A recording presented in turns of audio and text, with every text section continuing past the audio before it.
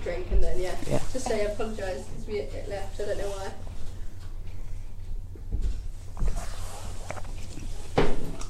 Oh, apologies guys, I understand that we had our transmission interrupted there for a little while, but on the plus side I understand you can hear me loud and clear, so that's all good. Okay, so just finishing popping some of the eucalyptus cinerea into this urn. Now I am starting off with the greenery first.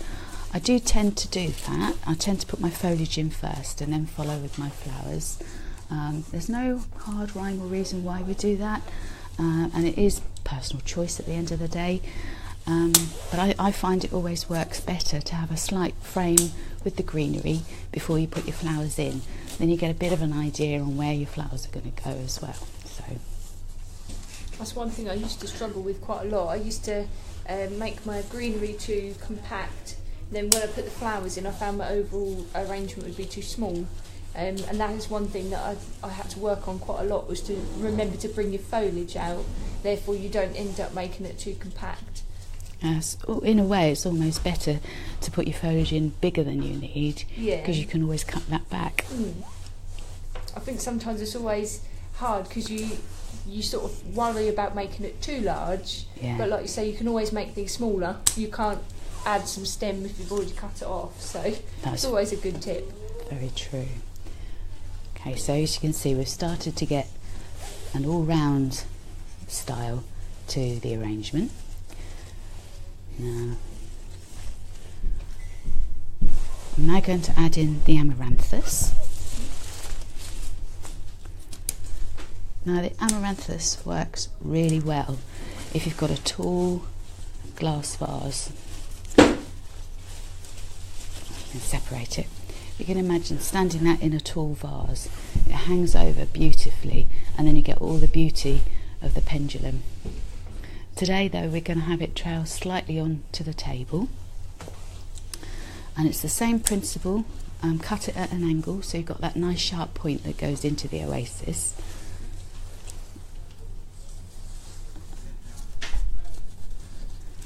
And then we let it trail nicely onto the table. Now this would work quite nicely for a wedding if you've got like a table runner that's going along a long table as well, because the amaranthus can then blend into the table runner and give you that continuity all the way along.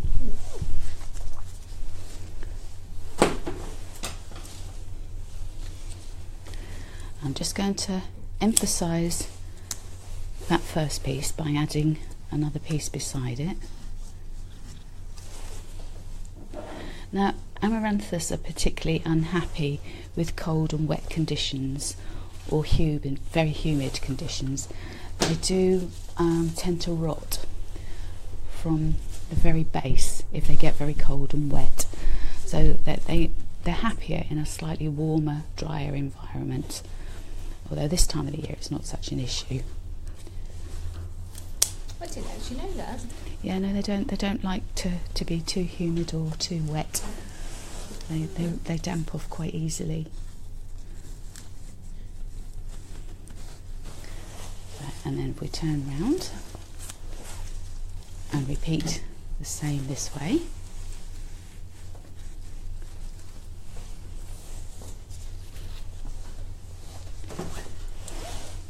You can get amaranthus in all different colours as well. You can. Some really interesting varieties as well. You can get the green. It's called Audacious, I think that one's called, the trailing green one. You can also get a really beautiful terracotta one called Hot Biscuits. That's lovely, but that's not trailing. That's more of an upright one. Okay. And there's a white one as well, and I can't for the life of me think what that one's called. The Yearning Desert That's one. it, yeah, White, Yearning Desert. For the bridal bouquet for Centrepiece yes. Park. Yeah, Yeah. use that one. There's That's one. a lovely one. Is it Myra? Which is similar to the rosary. Oh, it's paler pink, isn't it? Yeah, yeah, yeah. And then you get your upright ones, which is you get your green and a really dark burgundy. Yeah, you do. I'd say the Hot Biscuits one is a really lovely colour if you're looking for an autumnal terracotta sort of kind of wedding, and because it's got that lovely texture, it works really well. Yeah. Obviously, the more the more textures, the more varieties and textures that you add to an arrangement, the more of a country garden country garden natural feel you get. Yeah. If you stick to one or two varieties, it becomes much more classical, much more contemporary. I do quite like this sort of vintage look, where you have all your different textures and flowers and that. It does lend quite well to especially these sort of arrangements. Yeah, it's very in vogue at the moment, isn't it? Yeah. I don't think I'm going to need any more of that and that, so if I can pass that on to you just to pop that back for me. Thank you.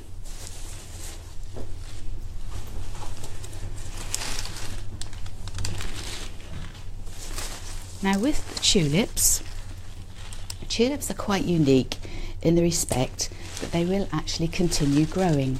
So if you pop a bouquet of flowers into a vase, just a vase of basic water, and they're all at the same level, what you'll find is in the morning the tulips will have actually grown higher than the rest of the flowers, and they will also bend to the light. So if you're putting a tulip in an arrangement at that angle, by the morning it will have gone like that. Now there is a way you can stop that.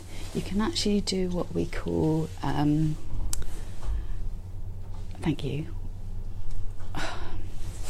wiring. Oh, I've forgotten what we call it. Brain dead today.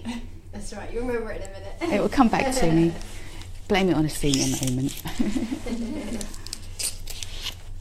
Okay. So basically what I've done is I've just popped the wire just underneath the head of the tulip, and then there you go, semi-external wiring. Here we go. Semi-external wiring. I knew it'd come back to me. I haven't had my coffee, that's the trouble. And then the beauty of that is, it will keep the tulip exactly where you want it to, but you can also slightly manipulate it as well. So if you want the head to go upright rather than straight, you can. It's the same principle as with gerbers, really. And it doesn't damage them or anything, does it? It shouldn't affect their longevity at all, because you're not really upsetting the cell structure. The only issue you can sometimes get is where you've pierced the skin. It does open the flower up to bugs and algae, but it shouldn't be too much of an issue. Now, external wiring is where you just literally push the wire into the head and wire the entire stem. Semi-external wiring is where you actually thread the wire some way up the head, up the stem rather, and then fold the wire round. So I've done both styles here for you. Let's get rid of that leaf. And again, the reason for the semi-external is if you don't really want the wire to show. So as you can see, because it's gone into the stem rather than underneath the head, from that angle you don't see that it's actually been wired from that point, whereas obviously on this one you do. But both achieve the same end result. So if you've got any questions, please do ask. If you can hear us loud and clear, hit that like button or love button. And I have to say, I'm quite shocked you can hear me today. Sorry, excuse me. I think, like a lot of people, I'm suffering the lurgy that everyone seems to be getting at the moment. So give me those sympathy votes, everybody.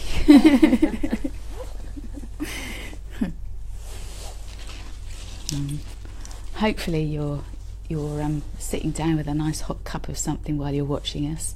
Let us know what you're doing. And obviously let us know what the weather's like where you are. Oh, yeah. Hopefully you've got nice... pouring with rain here, if you're asking. Yeah, absolutely. And quite a miserable Friday afternoon. Yeah, it's been quite miserable outside. It was very cold here yesterday with real frost, but at least it was bright. Yeah, don't mind when it's crisp but bright. It's when it's wet and miserable. Thank you. So as you can see, I'm just working my way through these tulips. I explained to you earlier that they're a double. See if I can open one up a little bit for you so you can see. I bend the petals back on themselves. And again, this is not detrimental to the bloom.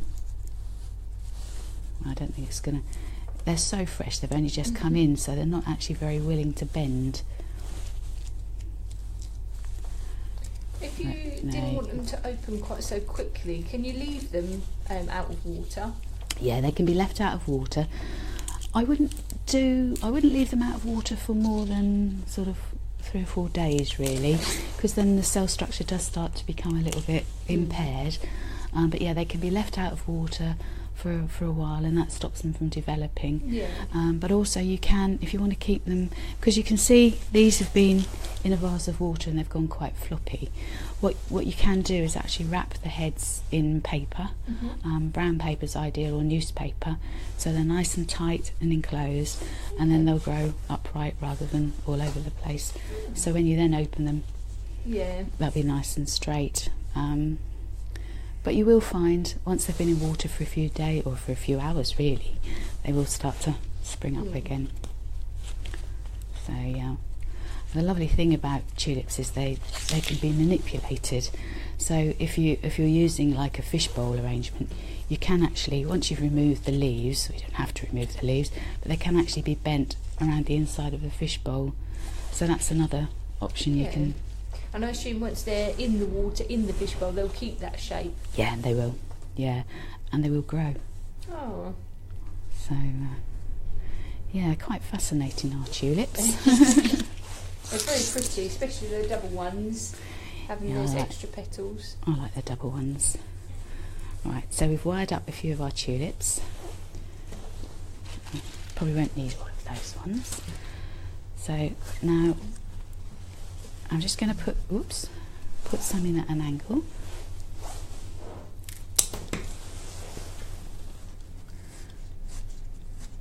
I'm going to do this arrangement in a slightly grouped format as opposed to symmetrical. So I'm grouping the tulips, and I'll turn it around for you in a moment so you can see what I've done.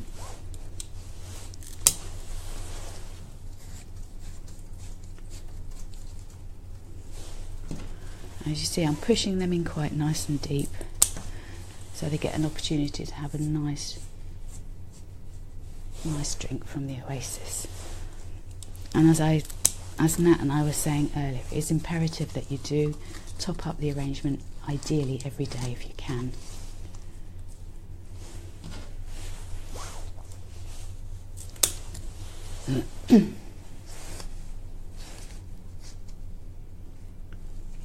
So with tulips, if you're making it in this arrangement, could you make up the night before, or when would you make it up? Yeah, you could make it up the night before. Sorry. You make it up the night before, but what I would recommend is you definitely wire them, because if you don't wire them and you do it the night before, they'll all be in a completely different position the next morning. But yeah, you can make it up. There's no reason why you can't make it up the night before. So just get rid of those bits of rubbish. So we've got our little group of tulips that side. I'm now going to put a little group of the amaranthus, and then a little group of the crane, the brassica, and then we're going to finish off with the roses as the focal point, because they are the most expensive flower that we've selected here, but also B, the most prominent, and with it being Valentine's Day next week, obviously roses signifying love, makes sense to put those in the centre. So that's the thing the recipient sees first. Okay. They're such a beautiful colour as well. They are, aren't they? They really are. So now going to start with the amaranthus. So with the roses, why are they such a large head? Is it because it is such a big stem, or is it because the it's naturally large. Yeah, you've got two things there that are working in favour. You've got the fact that ivy is actually a naturally large-headed rose, but also because you've got an 80 centimetre stem, you're probably getting a premium bloom there as well. I've also bought a good grade of rose. Roses are graded in one of two ways. They're graded either in a star system, 5-star being the absolute best that you can buy, and then coming down in stars, or they're graded in a lettering system, A1 being the better grade and BA being a lesser grade. Now if you opt for a lesser grade, it doesn't necessarily mean you're going to get, well, you won't get a poor quality product. It just means that they haven't been graded as perfectly. So with your BA, you might find you get sort of kinked stems, you might find you get differing head sizes, you might find the foliage isn't quite so perfect. So yeah, I mean, it's horses for courses really.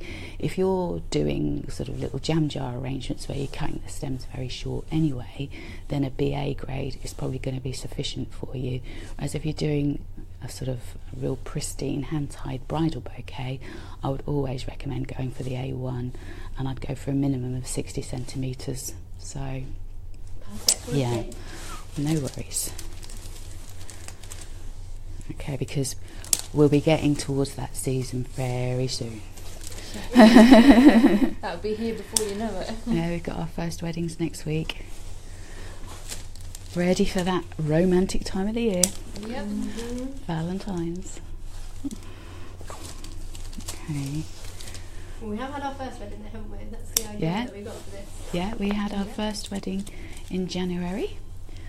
You have to let us know, everybody, if you get some unusual Valentine presents, ideally including flowers, but you have, I don't want to know no, exactly. That could mean anything. Yeah, I'll rephrase that.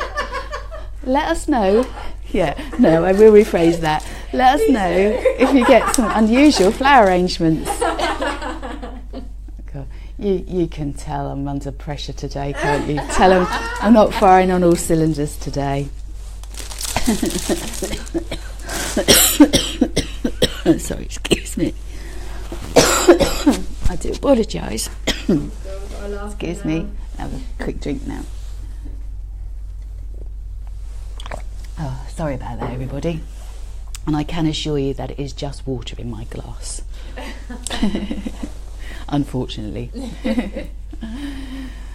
Okay, so I'm trying to give you as many tips and hints as well while I'm doing the arrangement today, despite the fact that you probably can't hear me very well. But if you can, and you're enjoying the tips, hit that like button so we know you're with us, all right? So you can see how we've got the group of tulips that side, the group of amaranthus that side. Okay, now I'm going to put the all-important roses in, and then filling in with the brassica. Now, with roses, it's essential that you remove the guard petals. Now, the guard petals are these slightly scruffy, slightly firmer, more coarser petals that are on the outside of the rose. Okay, literally just pull and twist them away. Now, they're the rose, I guess you could say it's the rose's sort of form of self-preserving mechanism, really, because they're the scruffy ones. If the rose gets hit on the side, it's not actually going to damage the main rose, it's only going to affect the guard petal. So by removing the guard petal, it makes the rose look slightly more aesthetically pleasing, and it's kind of standard industry practice that you would do that. Now, if you've got a wedding, don't throw those guard petals away, because you can use those to distribute on the table as table confetti, or always use them as natural confetti for the bride. Much nicer than being hit with rice or anything like that can actually hurt. Now, when I put a rose into Oasis, I still slit the stem up. Now, the reason why I do that is because it actually gives you greater surface area where the cells are exposed, so they can take water up more readily. Okay. We've got a really random question. Tessa asked, do brassicas smell like cabbages? Yes. Yeah, they do? Yeah, they do. but usually it's not until they're starting to develop a bit. Yeah. So after you've had them in water for about 3 or 4 days, you will start to notice that you get a very cabbagey smell from them. Yeah. And you will find that actually they deteriorate, the stem deteriorates quite quickly. So you'll find when they're in water, sorry, I didn't want to poke you in the head. Right. The base of the stem will actually start to deteriorate. It will go slimy and really nasty. But the head will still look beautiful. Yeah. So just make sure that you cut the stem as soon as the algae starts to form. Okay, your brassica is going to get smaller and shorter and shorter and shorter, but by removing that algae you still will get a little bit more life left out of the brassica. What you will also find is the lower leaves will start to go yellow, but you can just remove those because you still have the main part of the brassica there. So they are a long-lasting flower, but yeah, you do get that rather interesting fragrance with them after a few days. Is there any other flowers that have that aroma that is not favoured? Yeah, there's Gypsophila, which has a bit of a reputation for smelling, should we just say cat-like? Yeah. But it's quite strange because it's not every Gypsophila that smells, and it's not always easy to tell which one will and which one won't. But usually, if you've got it en masse, you will get some kind of fragrance. Another flower, or I guess you'd call it a berry really, is Hypericum. After a while, that takes on almost a curry-like smell about it. Really? Yeah, it does after a while. That's not overly pleasant. How long though after? A couple of weeks. Yeah. Oh, okay, that's fine. Yeah, it's quite a lot. No, it's quite. It has to start to almost decompose a bit, really. But yeah, it does take on a curry-like fragrance. You think of anything else? Alliums. Oh yes, very good oniony. one. Good one. Very Yeah, very. I don't very mind that much smell so. though, to be honest. No. And the only other one I can think of is lemonium. Oh yes. That can sometimes have quite a strong smell to it. It's a bit catty as well. Isn't So it? what has a good smell? Good smell, in my opinion, freesia, lily of the valley, peonies, stephanotis, eucharis lilies, longi lilies. Waxflower, yeah, waxflower has a slightly citrusy fragrance to it.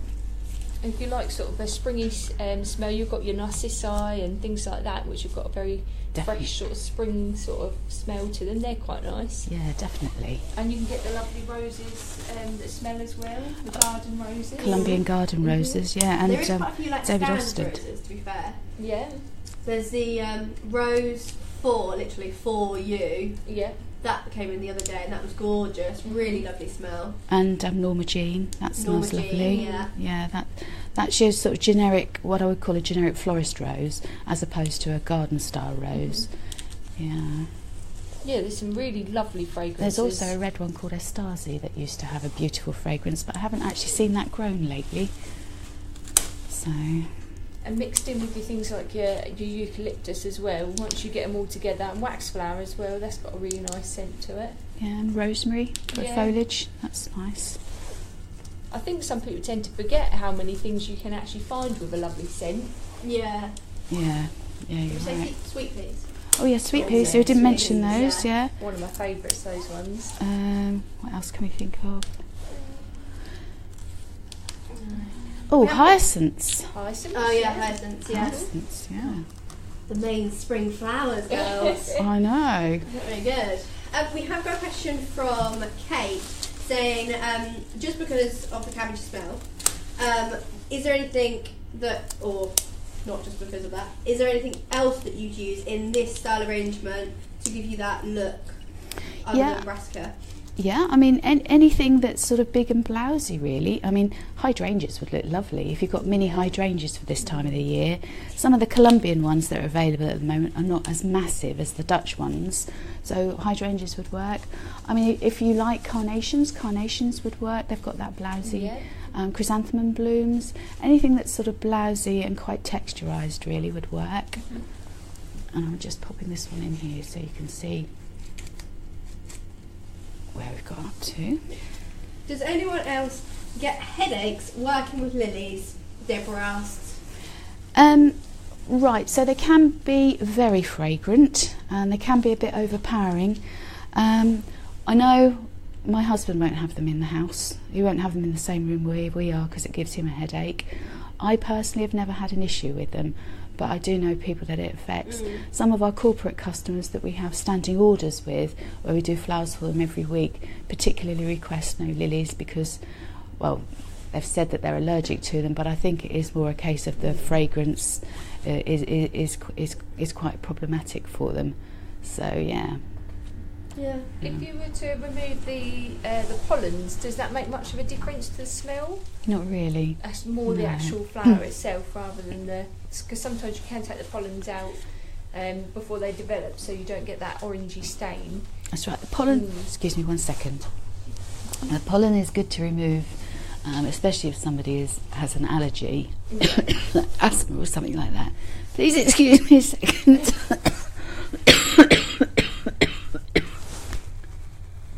They're such beautiful things though, these, with the colours and the size of the head and everything as well. They do look really stunning in a nice vase. They do. Sorry, I'm back. You're all right. Okay, so you can see here where we've done the group. So we've got the group of tulips, the group of Restrantia, thank you, group of roses, and I'm now going to fill in through the centre with the brassica. So I've noticed you haven't put too much foliage in the middle there. No, what I tend to do is I do my outline of foliage first, then I put my flowers in, and then when I'm happy with how the flowers look, I then revisit and fill in with any foliage gaps, any gaps with foliage rather. Yeah. So.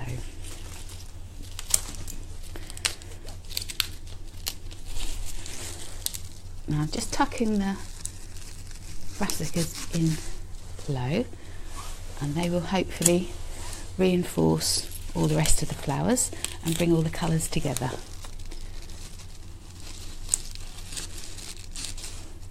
The nice thing about these little brassicas is they're nice and delicate and they're easy to use. Sometimes the brassicas are what I call toppy.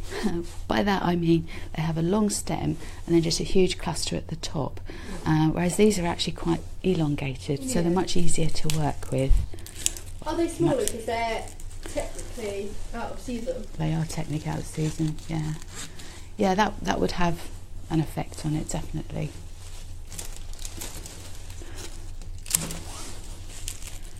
And again, I'm removing the leaves, as you can see.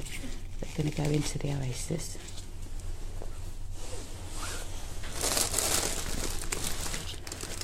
Having just said to you how nice they are because they're so light and delicate, I've got left all massive ones.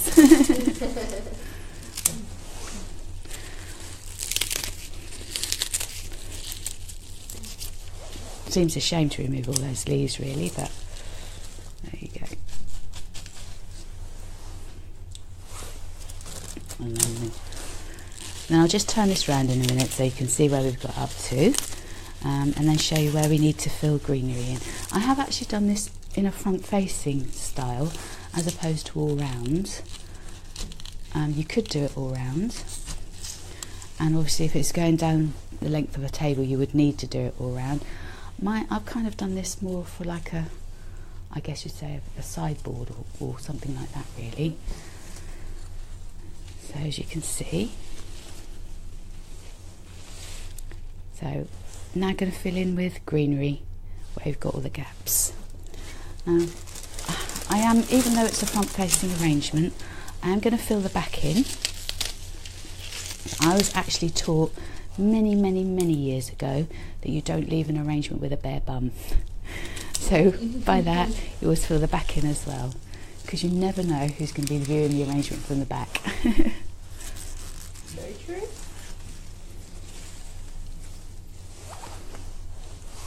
Okay, so just to fill in with some little pieces of eucalyptus.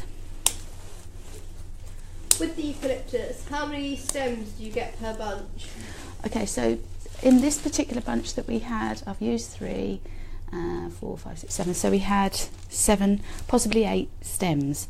Now what you will find with eucalyptus, if I just show you, is you get sort of branchy stems like that, a really big branch like that, and then you'll also get single stems like that.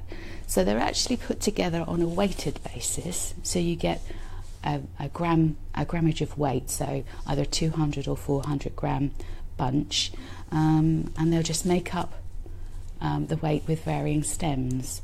So yeah, as I say, this was a 400 gram bunch, and it had 8 stems in it. So just to give you an indication. I'm just going to put.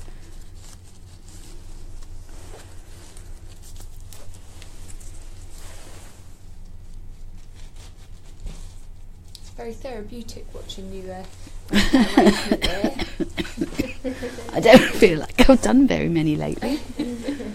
We've got Deborah asking, amaranthus, is it usually only the red or lime green colour that is available during the wedding season, please? Yeah, pretty much. Yeah. We normally get the white one sort of in the winter months, and the hot biscuits, which is the terracotta coloured one, tend to get that more in the autumn months. So yeah, if you're taking your wedding season as sort of like May through to September, then yeah, it would be the red and the green. Okay, next question. Yeah. We've got, when you're doing any arrangement, are you in your head thinking of the principles and elements of design? That's the first question. Usually when I do an arrangement, I wouldn't say that I particularly have in my forefront of my brain elements of design. I tend to see how I want the arrangement to be when it's finished. Today I have concentrated on doing grouping, but another day I might not. So I wouldn't necessarily say that each arrangement is based around design elements from a structured point of view. But yeah, I guess it almost comes naturally anyway. Mm-hmm. So, you know. You have a vision of what you want to create, and then that's how you want to create it. Absolutely. But then surely that's all down to the brief that you're given. Yeah, oh, absolutely, yeah. And for example, if you did a linear contemporary arrangement, you would literally have flowers in a line, so you would stagger them. So that is automatically principles of design and structure. So kind of comes automatically, really. Yeah. But I must say I usually know in my mind how the arrangement is going to look when it's finished. Yeah. And whether that's based on doing either grouping, linear work, or balanced arrangements, whether it, you know, I wouldn't like to say for sure that it is, really. Yeah. It's kind of... Sorry, that's not very helpful. No, that's but fine. The next question, also, when placing the flowers, are you thinking... what's the next one? Of recession and flowers on different levels? Yeah. Yeah. Absolutely. Every arrangement that you do, to some extent, has recession. You need to have recession to actually show off all the other flowers. If you have, for example, if I show you what I mean, if you've got 3 roses like that all together, your eye literally just sees that blob of rose. If you recess them, so you've got them at different kind of angles, for example, like that, it's putting it very crudely, but you can see each individual bloom and its beauty. So recession is so important to highlight the flower blooms. So does that make sense? Attract your eye to different areas then. Yeah, you it does. You see it everything does. rather than just seeing a solid. She said, "That's great, wish you were my tutor."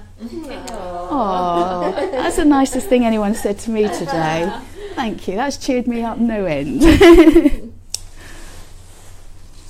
Jessica said, I'm assuming she's in Northern Ireland or somewhere far and beyond in Scotland. She says, for my postcode it takes 2 days to get here. Is amaranthus, brassica and hydrangea okay to order for that transport? It's a 48-hour delivery service, yeah. Okay. Yeah, amaranthus would be okay. So, yeah, brassica, and what was the other one? Hydrangea. The hydrangea is the only one I would have a little bit of doubt about. hydrangeas are unique in the respect that they actually drink from the heads as well as the stems. So if the hydrangea did arrive with you and it was looking a little bit limpy, wilted, you can cut the stems at an angle, slit the stem up slightly, just like I did earlier with the roses, and then plunge the whole stem, head as well, in a bath of water.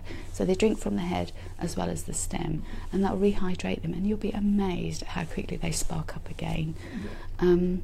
But yeah, that hydrangea would be the only one out of those that I would Would you hope. say it's more advisable to get them in the height of the season, so the Dutch varieties, because are they a thicker stem? Yeah, definitely. Yeah, and at the end of the season as well, when they start to take on that slightly more vintage hue, when you get the classic varieties, thank you. When you get the classic varieties, because they've been growing that little bit longer as well, they've already established a little bit of stability, so the stems are harder, firmer, the blooms are more established, so that's your best time of year to have them if you need to keep them for a long period. Yeah. How long would you leave the hydrangea in the bath of water completely immersed? Sorry. Just overnight would be fine. Yeah, and then take, obviously assuming you don't need your bath. Hopefully you've got a shower. You can get arrested for bathing with hydrangea. No, I'm kidding. I'm kidding. No. Yeah, you just overnight, and then take them out, pop them into the vase that you're going to use, or a bucket, so that they drip and drain, and then they'll be ready to work with. Perfect. Could you pass me some more tulips? Because I've got a couple of gaps here that I think I'd quite like to put some more tulips in. So I'm just going to fill in with a few more tulips. I thought I was being a bit mean with them, to be honest with you. But just so you can see why, I feel like we're a little bit light on tulips on this side. So just going to add a few more. I'm very lucky on this occasion because I've not got a budget to work to, so I'm being spoilt. I can use what I want. We've got Deborah saying that the flowers come first in their household, in the bath, so I've told my family that. Good for you. And then we've also got Tessa who's asking a question. She says, are garden hydrangeas suitable for florist use? Yeah, they are, definitely. Yeah, I've used, I have some beautiful hydrangeas in my garden, or I did. They're down to sticks at the moment, but yeah, obviously they're out of season now. But yeah, they're absolutely fine. I would advise that you condition them before you work with them, especially if you're going to use them in oasis. But if you're just using them in vases of water, then they'll be absolutely fine. If you are using them in oasis, you need to condition them, I would say, a good sort of 24 hours before you work with them. And that's just basically cut the stems, cut them at an angle, plunge them into buckets of fresh clean water. But yeah, they can. I've also used hydrangeas in my garden before in a submerged arrangement. So I've had a huge trumpet vase, and I've literally put hydrangeas in the bottom of the vase, filled that up with water, and then done an arrangement on the top, and they last forever underwater. So Deborah asked me another question. Which is the best for hydrangeas? Or your personal opinion, in a vase, in water, or in the oasis? Absolutely water, in a vase every time. They're very unpredictable in oasis. For example, I did some pedestal arrangements a little while ago, and the hydrangeas were all in oasis in the pedestals, and a couple of days later, 5 out of the 7 hydrangeas in one arrangement were beautiful and 2 had faded. Did exactly the same thing with them. I don't know why that would have happened, but it would be less likely to have happened if they'd been in vases of water. So they're not overly keen on oasis. But so how could you avoid that, putting them in as late as possible? Absolutely, yeah. So if it's a pedestal you're doing for a church wedding, just do it the day before. Yeah. And then when you leave it, spray it with a water bottle. Yeah. So you give the heads as much water as they can have before you leave it. What would you...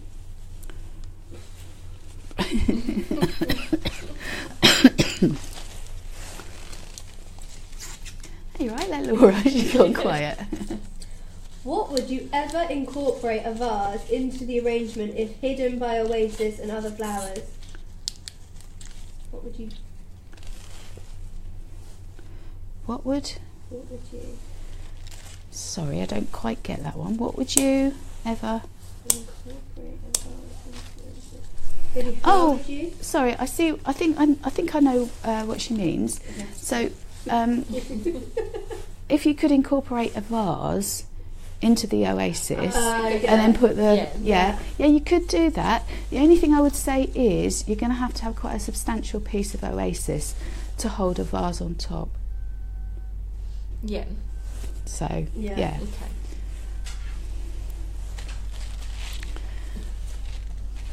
Right. Lovely. I think. Excuse the crunchy sounds. That's actually the tulips and not me. And there we have an urn arrangement. Beautiful. With trailing amaranthus, or birdseed as my esteemed colleague would call it. Lovely. There we go. Lovely. Well, I hope you've enjoyed this afternoon. I apologise most sincerely for my lack of voice today. Hopefully next week I will be singing and dancing, and you'll be able to hear me a bit more. We'll hold you to that, you know. No. Singing and dancing. The viewers really don't want to hear me dance or sing. I'm just going to comment in the background. I don't know if you can see me in my little head. I'm really sorry that there was an interruption. I think it was our signal or something. I'm really not sure. Really technical. That's my fault. So I'm really sorry about that. But I'm sure you guys all managed to see it in the end. So if you didn't see me at the start when I did all my gobbledygook, I just want to let you know, if you visit our events page on Facebook, all of our live, our schedule posts for next week and onwards are scheduled, so just have a look. And then if you're interested, hit the interested or go in or whatever. If you've liked what you've seen and liked all the lovely tips and design and things like that Debbie and Nat have done today, hit that like button or even the love button, and make sure you share us with all of your friends to see what we are doing. And we've also got some more how-to guides on our YouTube channel, haven't we? Yeah, absolutely. So in the interim, while we're doing all these things, we're also updating our YouTube channel. So we've got lots of lovely how-to guides coming up. So make sure you go to our YouTube and subscribe on there. But for now, we are finished. I hope you have a lovely Friday and a lovely weekend. And don't forget about Valentine's Day. It is on Wednesday. So don't forget. I'm sure there's lots of ladies on here, so hopefully your partners have got you something. You never know. Or lay down some very heavy hints. Yeah. I did have a lady the other day, it was actually funny. She said, my partner never gets me anything, but last year he got me some sheep, so I'm not very hopeful. Sheep? What a life. God, yeah, I think her partner was a farmer anyway. Brilliant. Okay, let's see if we can top that. Sheep. Okay. Yeah. She was saying earlier about the flowers, Valentine's. Yeah, let us know if you get a really nice... Keep it clean. Keep it clean. We don't want to hear of anything that we shouldn't hear about. Yeah, just let us know of the interesting or unusual Valentine presents that you get.